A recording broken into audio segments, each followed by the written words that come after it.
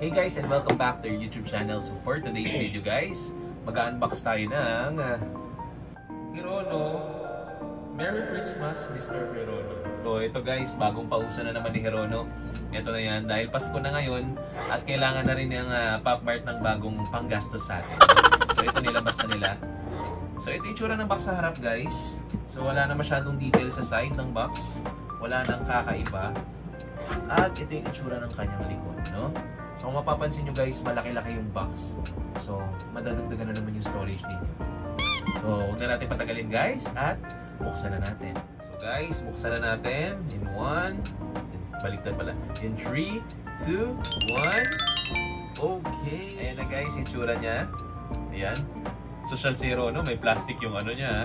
Baka daw kasi malukot. So ito yung itsura ng harap guys. At ito yung itsura ng likod na dinosaur guys. Yan, naka-lipstick siya ngayon.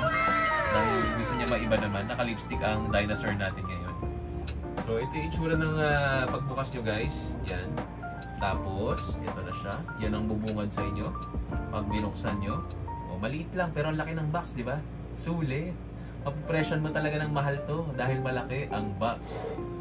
So, ito na. Una natin ilabas guys ang kanyang handy dandy tropa. Yan. So ngayon mas pinalaki na siya at mas semi-gloss. Wow, parang pintura. So ito na yung next guys, yung kanyang trono. Kasi Pasko daw ngayon. Pero guys napakagaan. Napakagaan nito. Oh. Yan. Magpapasko na kasi guys, tingnan natin kung nabubuksan ang pinto. Ay wow! Nabubuksan. Nalalagyan ng figure sa loob, oh. Yung itsura ng ano niya, guys. Yan. Tapos smooth lang dito sa taas. Nakalagay December 25. Tapos nakalagay sa likod, Merry Christmas. Nakalagay sa side, Mr. Hirono. So lagay na natin to dito. So ito na si Mr. Hirono. Ano na, Mr. Hirono? Sulit na sulit na. Ayan, guys. Dahil may natira pang konting zipper, dinagdag natin ulit kay Mr. Hirono. Ayan. Pero nilagyan natin ng bag sa likod. O, di ba? Ang ganda ni Hirono dito, guys. O. May parang yung akala nyo, yung parang paint job niya, pagka tinignan nyo, parang yung buhok niya, maraming dumi-dumi. Or parang maraming sira na itsura. Pero parang ganyan talaga yata yung ano ni Hirono eh. Tapos pagdating dito sa taas, guys, nakapatch yung kanyang Santa hat. Tapos medyo, ayan, may sugat siya dito. At pag pinatong natin siya dito sa figure, ayan, ganito yung itsura niya. O, diba? Shalin.